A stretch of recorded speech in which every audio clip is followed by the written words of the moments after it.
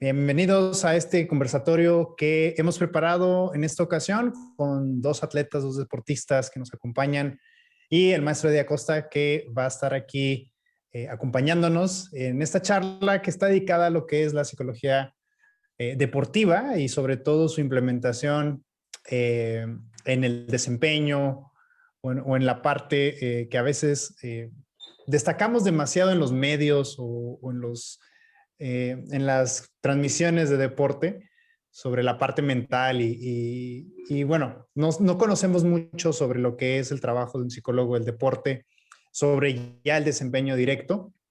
Y bueno, para ello nos acompaña Jorge Suárez Rodríguez y Daniel San Martín, perdón. Y muchas gracias por atender la invitación. ¿Cómo están?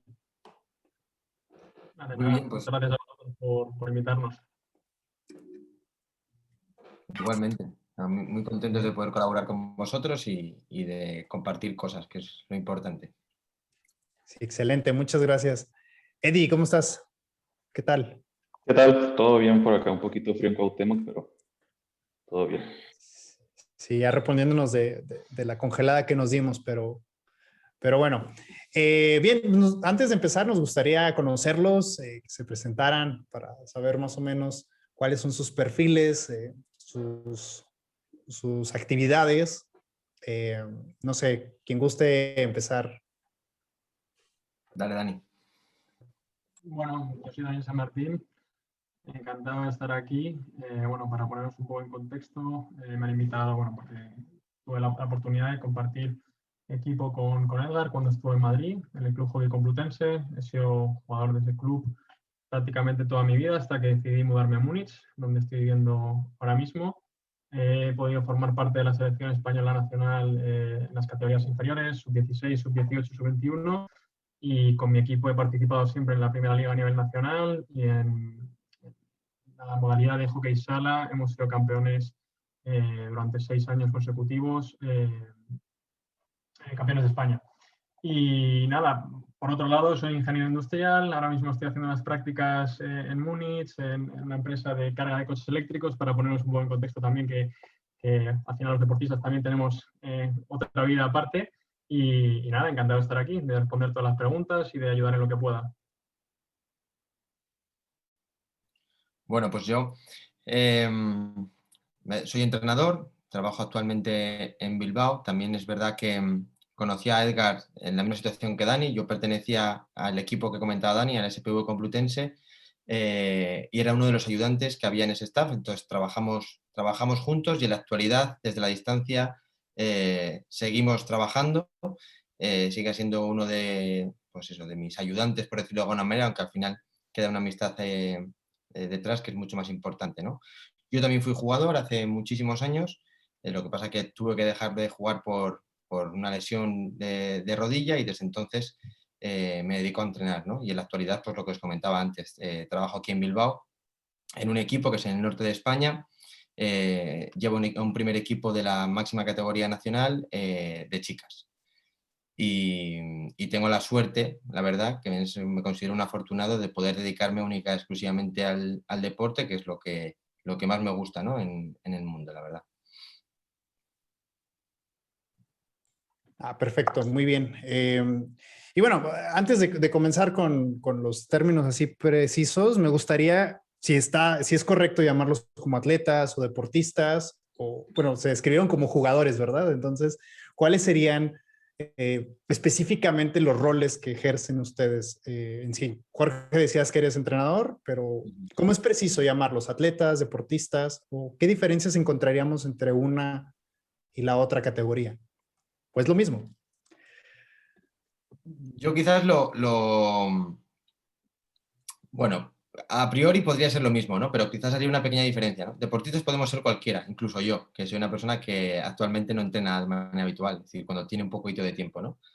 Pero quizás un atleta es la persona que se prepara con un fin y entrena de una manera muy rigurosa para preparar una competición, ¿no? Yo quizás haría ese pequeño matiz, aunque creo que en términos generales todo lo entendemos de la misma manera, un término o el otro, ¿no? De acuerdo, en España a veces usamos la terminología deportista de alto rendimiento, deportista de alto nivel. cuando bueno, pues tienes un fin más allá y pues casi es una dedicación plena al deporte en sí. ¿Y no se utiliza como la relación con la palabra profesional? ¿O se toma como sinónimo? A veces depende un poco del deporte, ¿no, Jorge? Yo creo que en este caso en España, pues el hockey relacional pues, no es un deporte 100% profesional. Hay clubes que son profesionales, otros diría yo más semiprofesionales, entonces un poco depende del deporte. Pero a la forma de entender la práctica deportiva, creo que, por ejemplo, nuestro club, Edgar lo puede decir y Jorge también, nos hemos desempeñado como profesionales. Estamos entrenando como tales. Sí, aquí añadiendo lo que decía Dani y uniendo lo que le he decido antes, aquí en España hay como distintos términos, aunque al final tú dices deportista y te entiendes, pero bueno, cuando lo explicas hay como diferentes, bueno, pues rangos, ¿no? Profesionales vamos a decir que son todos aquellos que ganan dinero a través de su deporte o que están considerados que es su trabajo, como puede ser aquí el fútbol, el baloncesto, que son a priori los deportes más fuertes, ¿no? Y a nosotros, pues hay como varios términos, ¿no? Que es deportista de alto rendimiento, deportista de élite. Esos baremos ahora mismo no te sabría decir, pero bueno, básicamente alto rendimiento es una persona que entrena por encima de las 3 sesiones semanales más un día de competición, ¿no? Es decir, prácticamente 3/4 partes de la semana las dedica a esta función. Y dentro de nuestro mundo, que es lo que explicaba Dani, hay una gran parte de jugadores que son amateur, aunque su comportamiento es prácticamente profesional, porque la vinculación que tienen con sus equipos, aunque no tengan un beneficio económico, es similar a la de un jugador que entrena para un equipo de fútbol, por ejemplo, ¿no? No hay mucha diferencia en ese aspecto, salvo la económica que decíamos. Bien, bien, ya comprendo mejor cómo funciona esa relación. Y bueno, ¿cuál es la disciplina de trabajo que tienen ustedes desde sus dos roles que ahorita describían? Yo si quieres te puedo comentar porque a día de hoy cuando ya me he mudado a Múnich tuve la oportunidad de jugar el primer año de manera profesional, semiprofesional en un club aquí alemán, pero después ya, bueno, pues precisamente porque me quería dedicar más a mi carrera profesional, a lo juego como hobby. Pero sí que, por ejemplo, te puedo hablar de cuando estaba en el SPV Complutense, nosotros entrenábamos de 3 a 4 veces por semana, 2-3 horas mínimo, siempre con un componente físico, bien sea de fuerza, de resistencia, etc.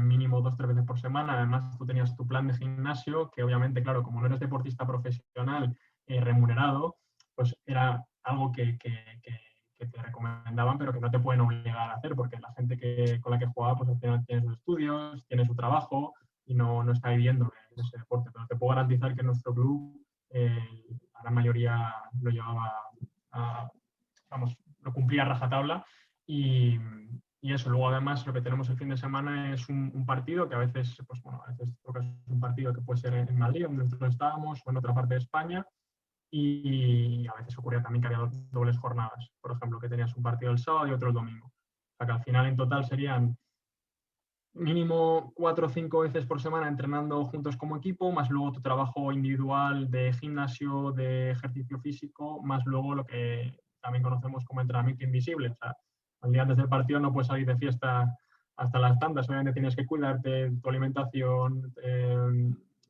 toda la cantidad de agua que bebes, suplementos, etc. Entonces al final es un modo de vida, diría yo. Pues desde mi punto de vista, o sea, desde el otro lado, ¿no? Por decirlo de alguna manera, Dani es la parte del jugador, que de hecho nosotros hemos convivido mucho tiempo juntos. Mi dedicación prácticamente no, es plena. Aunque mi manera de entrenar es similar a la que contaba Dani, con nuestras 3-4 sesiones semanales entre físico y técnico, más luego la competición aparte, que viene siendo los fines de semana. Desde la parte de los entrenadores, pues es plena, ¿no? Nosotros tenemos un trabajo de desarrollo de vídeo donde analizamos tanto en nuestros partidos como en lo de los rivales para tener esa información para preparar partidos y utilizamos nuestros propios partidos para dar feedbacks a los jugadores que tengan esa información para para luego lo que tenemos que mejorar, ¿no? Y enfocar la semana y lo que tenga que ser el partido siguiente. Aparte, toda la planificación que lleva, pues, planificaciones anuales, mesociclos, sesiones diarias, cargas de trabajo coordinadas con los preparadores físicos. Todo ese trabajo es al que nos dedicamos y le añadimos el factor de la gestión del grupo, que quizás es la parte más interesante en esta charla, ¿no? Al ser un deporte amateur, pues tienes que gestionar o semiprofesional mucho tipo de circunstancias, como las que contaba Dani, ¿no? Que tengas ciertos jugadores que tal día de la semana, pues por motivos de trabajo o estudios, lleguen a la parte del técnico, pero la parte del físico no la pueden hacer. ¿De qué manera lo gestionas? ¿De qué manera das soluciones, sobre todo? Entonces, pues estas son todas las funciones que nosotros tenemos que gestionar dentro de un equipo, ¿no? de este tipo. Bien, entonces su vida involucra hacer un montón de actividades mayores a las del entrenamiento, a las dedicadas justamente en el trabajo directo, entonces, ¿no? Digo, con los dos diferentes roles que nos describen, sí se puede apreciar como que hay un conjunto de actividades extras que van soportando su labor, el estudio o qué tanto, por ejemplo, Daniel, en esta situación de las relaciones personales, todo tu entrenamiento y toda la preparación que tú llevas para a lo mejor el trabajo del día a día para llegar a un torneo o en una cierta, no sé, disputa justa deportiva, ¿qué tanto te impactan en las relaciones personales toda esta preparación que abarca el entorno? ¿Te refieres que me afecta a mis relaciones personales o bueno, qué ha afectado el tener este nivel de implicación con un deporte en concreto? Bueno, al final la implicación es plena. O sea, yo, por ejemplo, hasta que me mudé a Múnich, el hockey era la cosa más importante de mi vida. O sea, era un nivel 1 y el resto estaba pues, un nivel por debajo, por así decir, porque yo no he faltado un entreno jamás, no he faltado una competición, no, nunca, o sea, está prohibido, pero una decisión que he tomado yo, por así decir, yo quería vivirlo de esa manera, entonces claro que impacta, porque al final, a nivel anual, por ejemplo, Jorge te puede contar, empezamos nuevamente a finales de agosto, mediados de agosto, finales de agosto o principios de septiembre como tarde, y hasta que terminas en junio normalmente, si juegas hierba y sala, tienes pocas semanas o pocos días de vacaciones. Y luego, cuando tienes la vacación de competición, te dan a veces 2 semanas, 3 semanas quizás de descanso, quizás, y luego tienes una pretemporada que tienes que hacer tú por tu cuenta.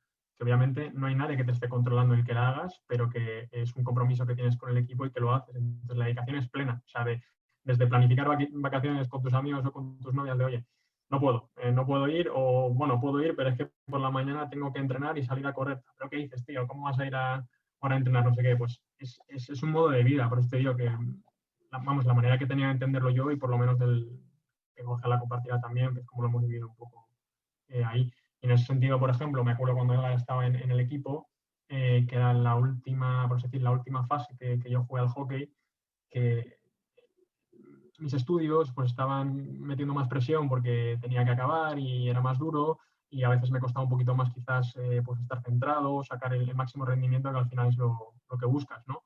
Entonces es muy importante no perder el foco, aprender a separar y gestionar. O sea, no es solo simplemente bajar a entrenar, es un poco gestionarte de manera plena. Bien, bien. Sí, sí comprendo como todo lo difícil que es la preparación, ¿verdad? Bueno, y ahorita, Jorge, comentabas que también entrenabas grupos de mujeres. ¿Crees, bueno, qué relación entenderías o encontrarías, perdón, entre el entrenamiento hacia mujeres o hacia hombres? ¿O hay algunas situaciones que tú sientas como alguna diferencia o se trabaja de la misma manera? Bueno, se trabaja de la misma manera. Okay. Evidentemente adaptas cosas al juego, a lo que se da más, a ciertas situaciones que son más propensas que se den en una competición o en otra debido a lo que es evidente que son las ciertas diferencias físicas, que no quiero decir ni inferior ni superior unas a otras, sino diferentes. En cuanto a la hora de gestionar grupos de chicos o de chicas, te encuentras parámetros muy similares, sinceramente. Cada uno con sus diferencias, pero similares, ¿no? Yo, por ejemplo, hay una cosa que le agradezco mucho en chicas, y Dani estará de acuerdo conmigo en cuanto ponga el ejemplo. En chicos, por ejemplo, todos los jugadores necesitan ayuda, la gran mayoría necesitan ayuda, de la que sea.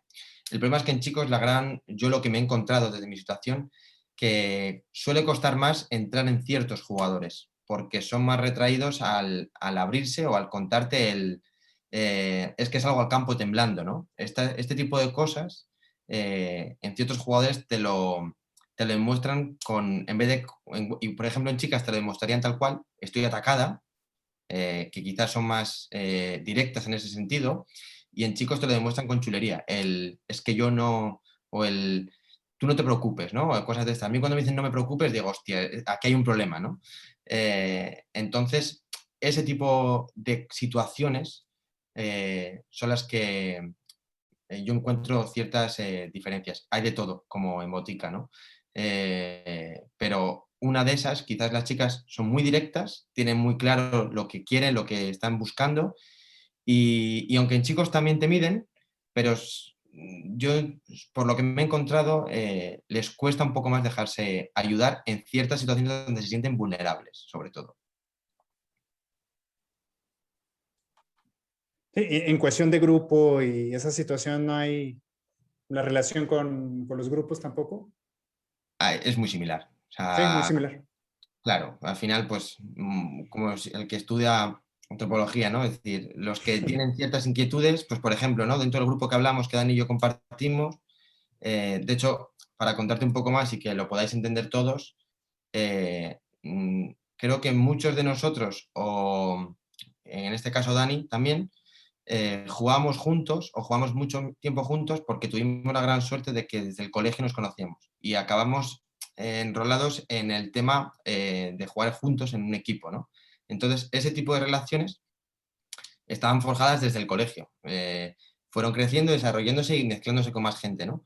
Pero dentro de esos grupos de que todos éramos amigos, al final tiendes a, no te llevas mal con nadie, pero tiendes a juntarte con los que tienes más similitudes. Es decir, con, pues yo que sé, Dani, que por ejemplo es un perfil de Edgar te lo puede corroborar, pero es un tipo de perfil de deportista ejemplar, quizás, una persona súper organizada, súper metódica, que tiene un nivel de compromiso del 100%, pues al final el que vaguea un poquito, pues va con el que vaguea un poquito, el que es muy trabajador va con el que trabaja mucho, y el que está ahí en tierra de nadie, pues va con el que está en tierra de nadie, ¿no? Pues esto pasa en todos los lados. O sea, y esto es ley de vida y yo creo que un efecto social, pero que dentro de un grupo más pequeño lo ves muy claramente, ¿no? Pues es así. Sí, platicaba todo esto, planteaba todas estas preguntas para dimensionar como el trabajo extra, ¿no? Que muchas veces pensamos que los deportistas solamente son personas que se dedican o hacen más deporte que lo haría una persona normal, pero creo que, o ajena pues al deporte, pero creo que se ha quedado muy claro que su rol como profesionistas, que sí laboran de ello, pues su vida se ve influenciada con ello a tener más actividades. Y bueno, en el papel de la psicología deportiva, podríamos nosotros pensar que, no sé, no necesitamos saber, poniendo de ejemplo, no necesitamos saber de física o de mecánica para andar en una bicicleta, ¿verdad? O sea, no andamos con los libros cuando pedaleamos, pero lo mismo podríamos pensar para el deporte. O sea, hay muchas personas que no podrían acercarse a la psicología deportiva siendo deportistas y ustedes pues han tenido algún contacto directo con ella. ¿Qué diferencias podrían identificar del trabajo de la psicología deportiva en lo que hacen? Y bueno, la diferencia es no hacerlo.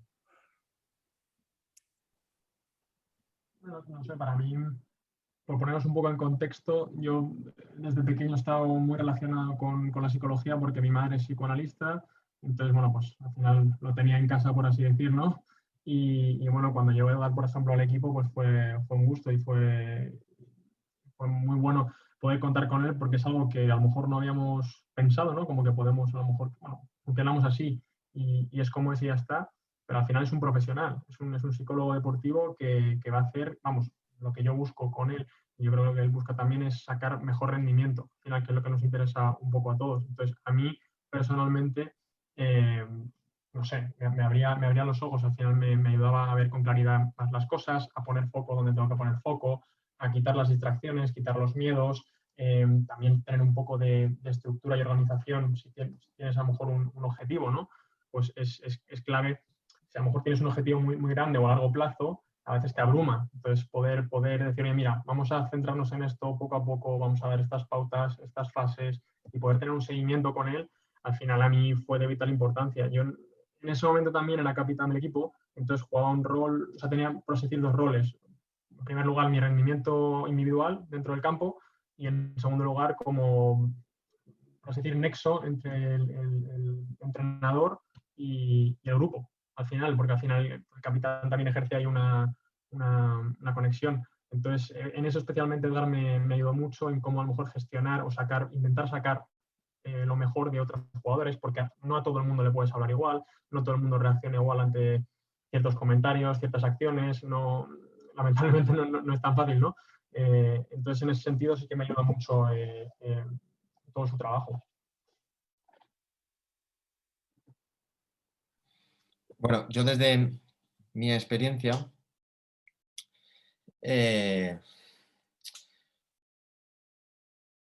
no sé cómo, a ver, estoy pensando muy bien cómo explicarlo, pero evidentemente lo encuentro de una manera muy positiva, ¿no? Porque al final, o al principio, lo que tenemos que tener muy claro cuando trabajamos con cualquier persona, ya sea un deporte, un trabajo, un tal, al final le ponemos nombre, ¿no? Estás en clase de estudiantes, estás en un trabajo, trabajadores, estás en un entrenamiento, deportistas.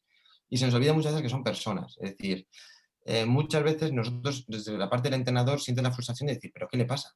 O sea, ¿por qué no la para? ¿O por qué no le pega bien? O sea, ¿qué le está pasando, no? Y entonces, al final, esa persona lleva una mochila detrás, y ya sea presión, una situación personal, una frustración constante que no sabe cómo gestionarla. Entonces, todo este tipo de circunstancias, muchas veces, en el aspecto técnico, no encuentran la respuesta. Entonces, para eso está esta parte. Yo soy de la opinión que es aunque se viene hablando hace muchísimos años, aquí por ejemplo en el mundo del hockey, desde Barcelona 92, en las Olimpiadas, fue la primera vez que dentro del mundo del hockey se metió en el staff técnico a un psicólogo deportivo, que fue el seleccionador que había entonces, que era José Brasa, que ha sido entrenador, por cierto, también nuestro. Pero es un tema que, aunque está muy presente en la sociedad, sigue estando un poquito ahí, ¿sabes? Como presente, pero no del todo, ¿no? Y luego lo otro la otra sensación que yo he tenido a la hora de trabajar con psicólogos deportivos, claro, en un momento dado, cuando ellos empiezan a trabajar, por ejemplo, en el caso de Edgar con nosotros en Madrid, son cosas que siempre estaban, lo que pasa es que no se han trabajado. Pero cuando él pone todos los temas encima de la mesa, desde la parte del entrenador, y yo en aquella época no era el primer entrenador, era un ayudante, lo que sientes es un poco de vértigo. Dices, tu madre mía, tenemos que hacer todo esto, aparte de lo habitual, y tenemos 7, 8 meses, además llegó en enero, ¿no? Si no recuerdo, quedaban como 6 meses de temporada en aquel entonces, hasta junio, ¿no? Más o menos. Y entonces Llegué más o menos. empezó a trabajar y lo que yo en ese momento sentí es vértigo. Es decir, madre mía, hay un montón de cosas que hacer. Yo veía a Dani por un lado, a Nacho, que era el primer entrenador, por otro, Edgar trabajando con todos y creo que fue algo muy positivo. Pero lo bueno creo que sería incentivar, o no incentivar, sino intentar utilizar esta herramienta mucho antes, porque si no se te acumula la tarea, ¿no? Es como los deberes. Al final, si lo vas dejando, tienes un montón de cosas. Entonces, creo que quizás sería un punto muy a favor, dentro de las posibilidades de cada uno, utilizar la herramienta del psicólogo pues desde edades lo más pronto posible quizás, ¿no? O desde que tienen la conciencia o preguntas en su cabeza presentes. Sí, para nosotros es como muy evidente ya desde la profesión identificar dónde podría funcionar un psicólogo. Y nos parece así como muy evidente, ¿por qué no funciona aquí, no? Pero, ¿qué tanta rechazo o aceptación encuentran ustedes en las disciplinas que ustedes ejecutan sobre la relación de la psicología con el deporte? ¿Qué tanto la aceptan? ¿Qué tanto la rechazan? ¿O cómo se visualiza el panorama general? Digo, lejos de la experiencia que han tenido ustedes con el trabajo de un psicólogo. En nuestro caso, por ejemplo, yo creo que hubo un antes y un después, creo que cuando llegó Edgar, por ejemplo, tardamos como equipo tiempo en realmente utilizar que Edgar estaba ahí, que era un psicólogo profesional y poder sacar provecho de ello.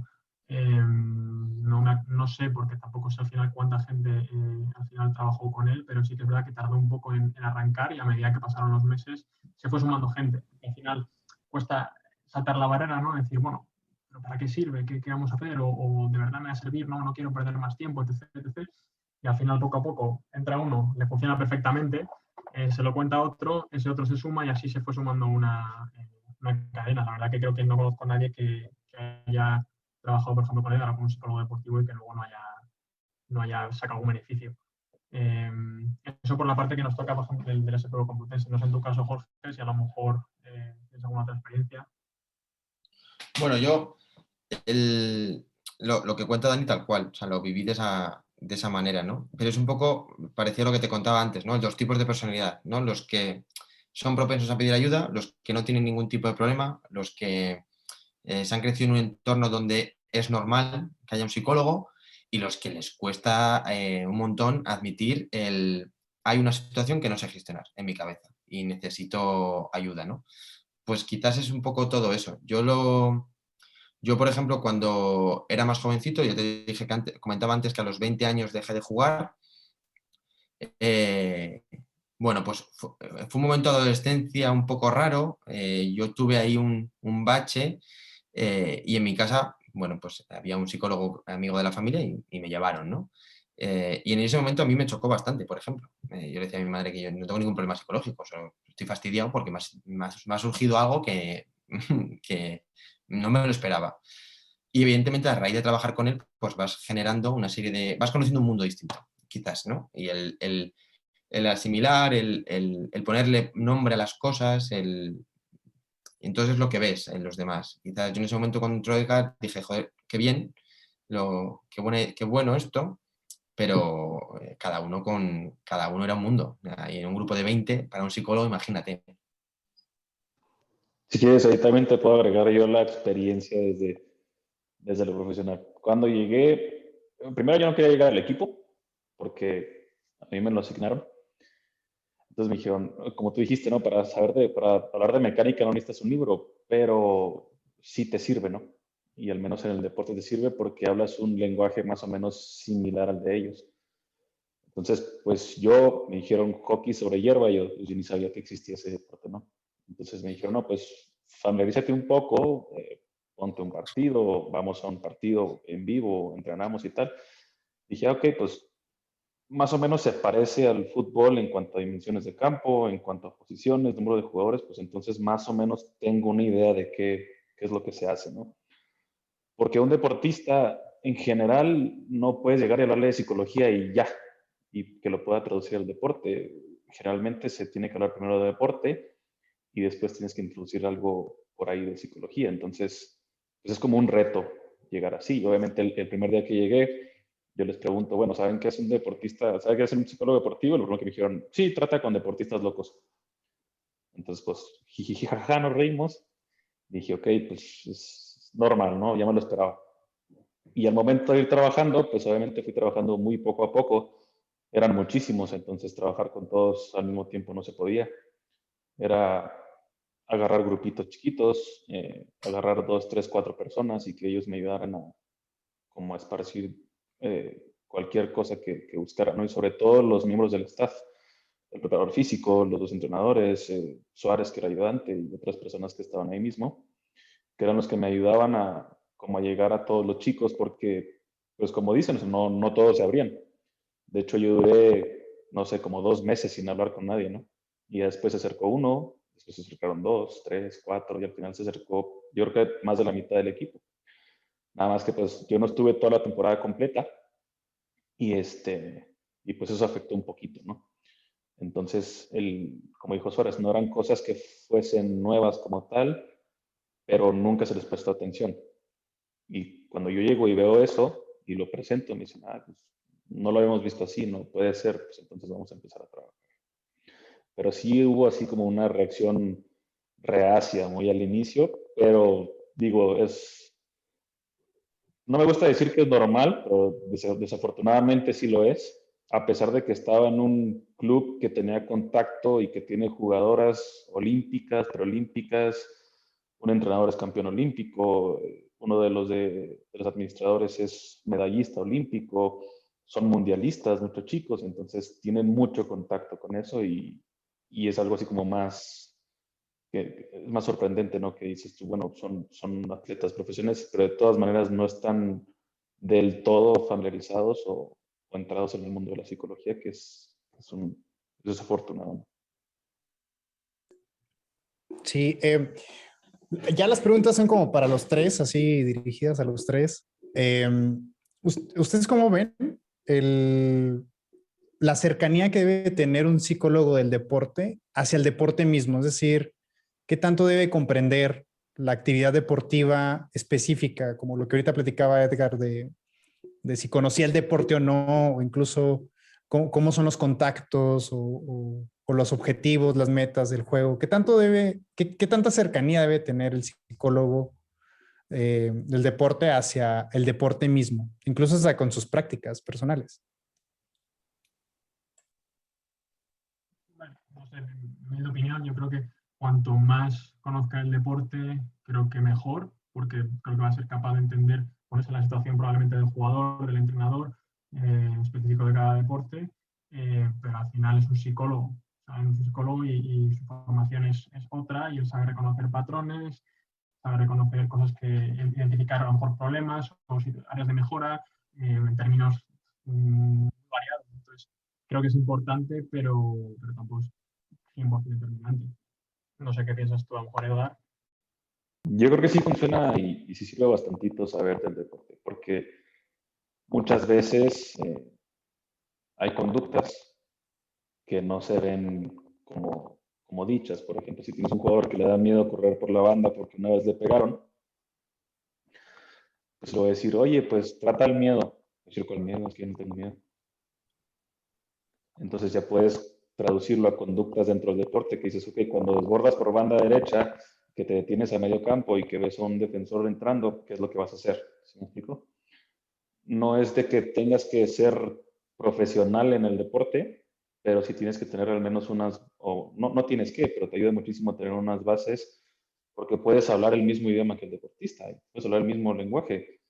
Por ejemplo, si yo le dijese a Daniel, pues el campo de hockey se divide en 4 cuadrantes con 3 líneas, y se digo, no, pues de línea 22 a línea 22, que es la más próxima a portería, pues se va a hacer esto, porque cuando están ahí en medio, el equipo se comporta así. Pero si yo les digo, es que, no sé, existe tensión porque no sabes qué hacer con la bola, porque tal persona, y no es cierto, pues eso no existe. Pero si digo conductas con el mismo lenguaje que el de ellos, pues entonces es muchísimo más probable que lo vean y digan, mira, si es cierto o no es cierto, ¿no? Que también es totalmente válido. Incluso con los ejercicios que los ponía, pues muchas veces, imagínate, tenemos entrenando 3 horas en el frío y luego les digo, ok, vamos a sentarnos en el pasto mojado a -5 grados y vamos a charlar. Pues no, muchas veces les ponía ejercicios corriendo, ¿no? Y que se fuesen trabajando, vaya, variables dentro del juego y que se fueran como pescando, así como los niños en educación física, ¿no? Que empiezan a trabajar como en equipo, cuando les dices, ok, pues primero tienes que agarrarte de la mano de tu compañero, tienen que correr al mismo tiempo, no se pueden soltar, yara, yara, yara. Entonces yo creo que sí te ayuda bastantito el tener conocimiento del deporte en el que te vas a adentrar. Yo creo, lo que decía un poco Dani, creo que es importante, creo que puede ser importante, pero no es imprescindible, o sea, pero es imprescindible, o sea, no es algo que tenga que ser imprescindible, ¿sabes? Y sobre todo por algo, o sea, desde mi propia experiencia, he visto varios tipos de psicólogos desde un papel, he estado observándoles a varios trabajando desde un papel, pues quizás secundario, ¿no? Viendo cómo trabajaban y demás, otros han trabajado conmigo y, por ejemplo, el caso de Edgar, que es el que te puedo contar y quizás te interese, ¿no? Evidentemente, él no tenía ni idea de nuestro deporte, ni lo conocía, como él decía, ¿no? Pero creo que a mí, por ejemplo, es una cosa que en ningún momento le di importancia, pero por la actitud que él tuvo en ese momento. Lo primero que hizo fue conocer el deporte, preguntarnos cosas, pedir partidos para ver y enseguida se puso a estudiar de qué iba el asunto. Pero esto es como cualquier cosa. Si uno entra por ahí, dices tú, venga, pasa. O sea, si tu actitud es esa, camina, ¿sabes? Vente por aquí lo que necesites. Si he visto a otros voy a ir con la cámara un día a grabar el entrenamiento y graba y luego te pregunta el por qué y es que creo que, o sea, necesitas un poco de información antes de tener que analizar, ¿no? Que es lo que comentaban un poco de ellos. Entonces, necesario sí y no, depende de cada uno, ¿no? Depende un poco de cada uno al final. Y bueno, en sí, como qué resultados ustedes encontraron con la relación que han tenido en su experiencia como deportistas con la psicología deportiva. ¿Qué cambios, qué resultados, qué modificaciones han visto en relación a este trabajo? Yo personalmente como jugador, especialmente el último año, eso que a lo mejor tenía un poquito más de presión por el entorno exterior, mis estudios y también mis planes de futuro y demás, sobre todo claridad, y porque al final a veces es complicado, ¿no? Después de un día de intenso de universidad tienes que estudiar, a veces también tienes un otro trabajo, parcial obviamente, y después tienes que ir a Sanse a media hora, 45 minutos en coche para entrenar 3 horas y pico, volver tardísimo y así otro día más que se pasa. Entonces a veces es complicado rendir. Y lo más curioso de todo, ¿no?, es que a veces igual estás un poco cansado y cansado mentalmente, no digo también físicamente, pero mentalmente, ¿no?, que no te encuentras. Eh, pero luego si no das tu 100%, el tipo de persona que soy yo, por ejemplo, volví a casa peor. Ya, no he dado todo lo que podía. Entonces, charlar con él y pues aprender a separar, a quizás no, también entenderme, ¿no?, en el momento de mi vida en el que estaba y poner foco a donde podía ponerlo para sacar lo mejor de mí, pues eso me ha ayudado mucho. Y eso, por un lado, a mí me ha ayudado mucho a organizarme, estructurarme y tener también resultados únicos. Al final yo lo entiendo como un proceso que tienes que seguir en el tiempo.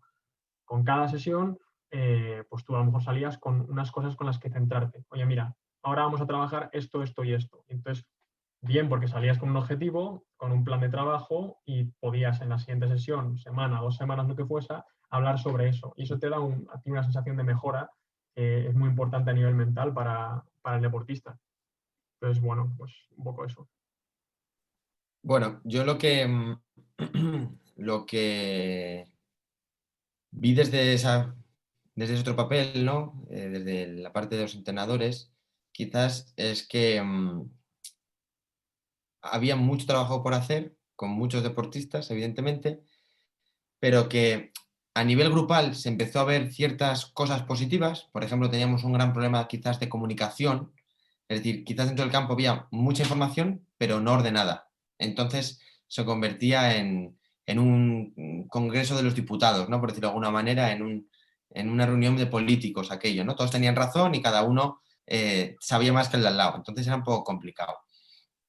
Entonces, eso fue quizás lo primero que yo noté que había cierta mejora, que empezaba a haber orden en la comunicación, que era lo que se estableció, y a nivel individual de cada uno, pues eh, cada uno te podrá contar un poco su situación. Lo que sí que yo vi es que hay gente que mejoró, pero estaban quizás en los primeros pasos de ese trabajo, ¿no? Es decir, pues este chico igual necesita trabajar con un psicólogo toda su carrera deportiva o otros 6 meses más, porque está empezando a cambiar hábitos, esquemas mentales o lo que sea, ¿no? Todo lo que te contaba un poco Dani. Entonces, a grandes rasgos esa era un poco la experiencia.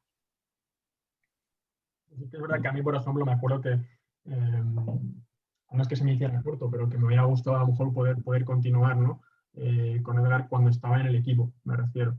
Y por otro lado, para añadir también, yo al final lo veo como un profesional más que te ayuda a rendir mejor. Al final tú vas al gimnasio o tienes un preparador físico y no lo tienes durante 6 meses, pero lo tienes siempre y siempre estás continuamente mejorando. Entonces creo que siempre al final hay algo en lo que puedes mejorar. O sea, el factor mental en alta competición, no sé qué porcentaje te diría yo que tiene que ver con el éxito, con el rendimiento de un jugador, con que se lesione o no se lesione, con etc. Es muy alto. Entonces, creo que es algo, vamos, a mi punto de vista, vital. Y que si yo pudiera elegir, tendría siempre en mi equipo, seguro.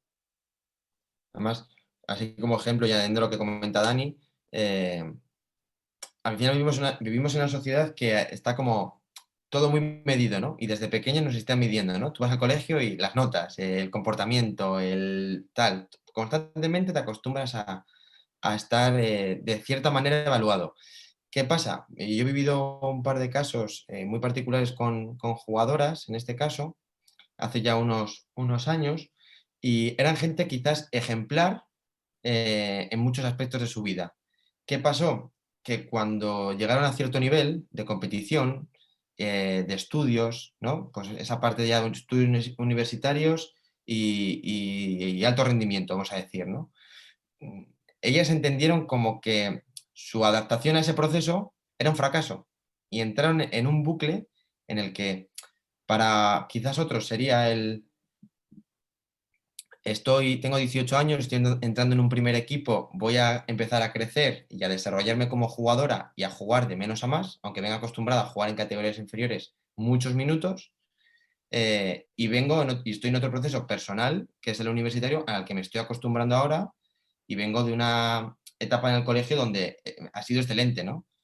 Y ese tipo de situaciones, esas jugadoras se acabaron diluyendo con el tiempo porque no supieron gestionar esas situaciones. Y acabaron siendo, pues, una más, pudiendo haber sido, pues, creo, sí, unas muy buenas jugadoras. Pero entraron en un bucle que, evidentemente, como entrenadores, nosotros intentamos ayudarla de todas maneras, pero no sabíamos gestionar. Y por todo este tipo de circunstancias, creo que es algo mucho más habitual que de lo que pensamos, y a veces no es tan latente, no somos capaces de identificarlo, pero está muy presente en este tipo de ambientes.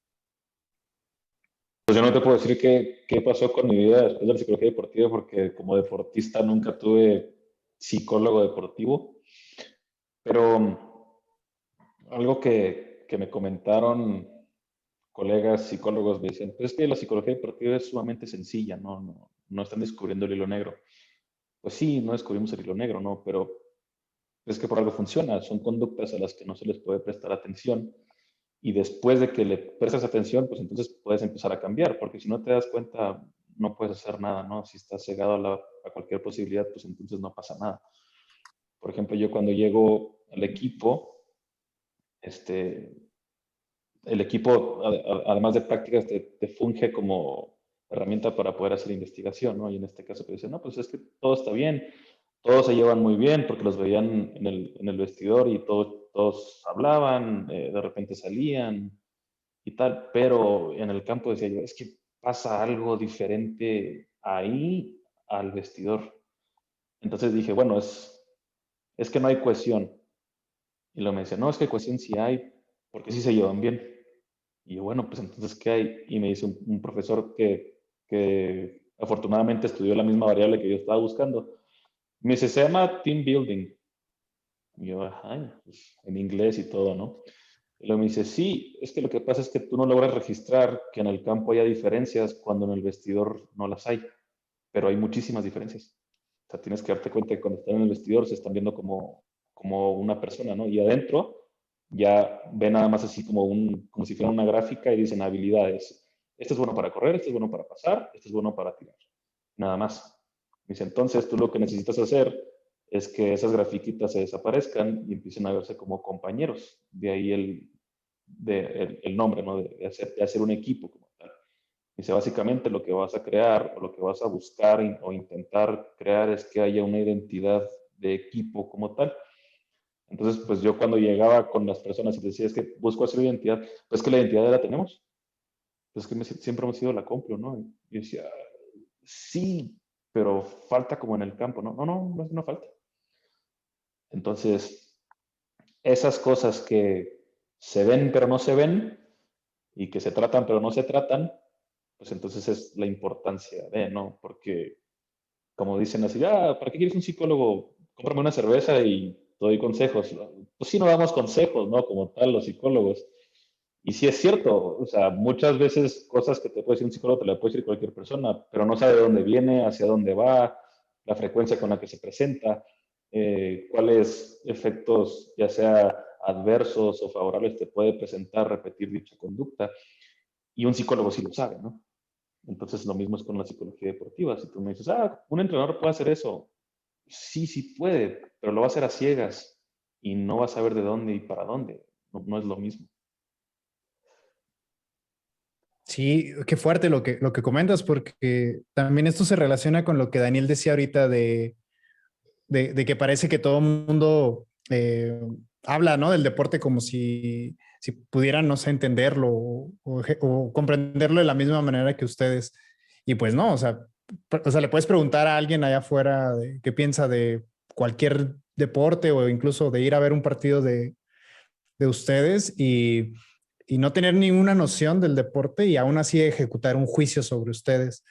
Incluso me imagino que el entorno ha de ser también muy difícil para no sé, digerir todas estas condiciones que hablan, ¿no?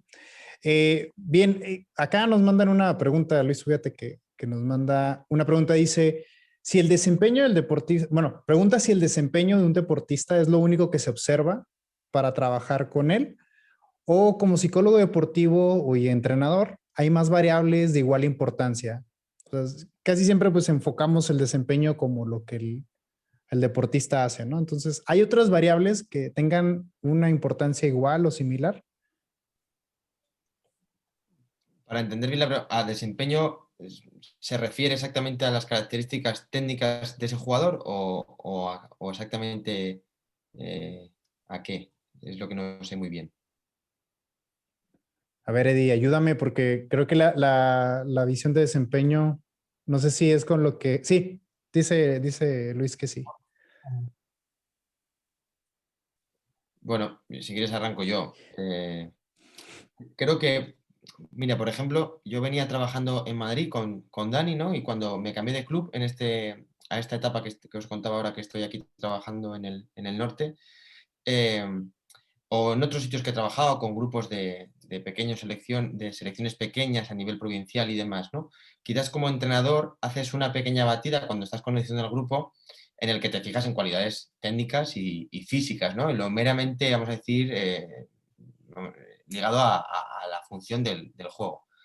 Pero luego, a raíz que vas conociendo el grupo y se van dando situaciones, no es lo único evaluable. Yo creo que he comprado mucho más a jugadores o me han entrado mucho más por el ojo por su comportamiento, tanto a nivel personal, dentro del mismo grupo, como a nivel de comportamiento a nivel individual, ¿no? Es decir, el compromiso, la actitud, el, eh, el cómo se comporta con el resto, que ya comentábamos antes, ¿no? Pero al final creo que es un factor muy importante, ¿no? Al final es como un ejemplo sencillo, es decir, tú has tenido muchos tipos de profesores, ¿no? Y has tenido alguno que era muy listo y cuando tú lo escuchabas decías tú, sabe muchísimo este señor, ¿no? O esta señora.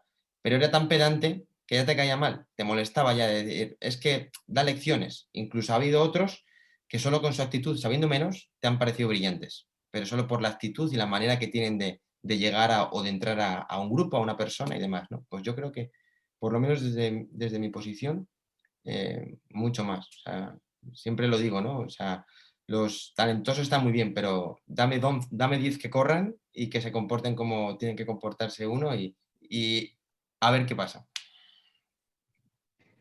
Yo creo que... Adi, tú, Dani. Brevemente, al final si solo te fijas en el desempeño, pues nosotros que estamos hablando ahora mismo de hockey, que es un deporte de equipo, pues igual tienes 11 tíos que sí, que rinden muy bien, pero igual no tienes un equipo.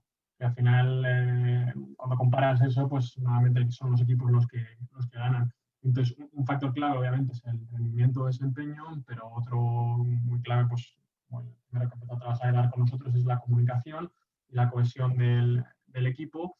Y luego otra cosa que hay que tener en cuenta es un poco también en un deporte amateur semiprofesional como el nuestro también, pues el gestionar ese desempeño que tiene en el hockey con su vida personal o profesional, digamos, pues, eso que tenga un poco.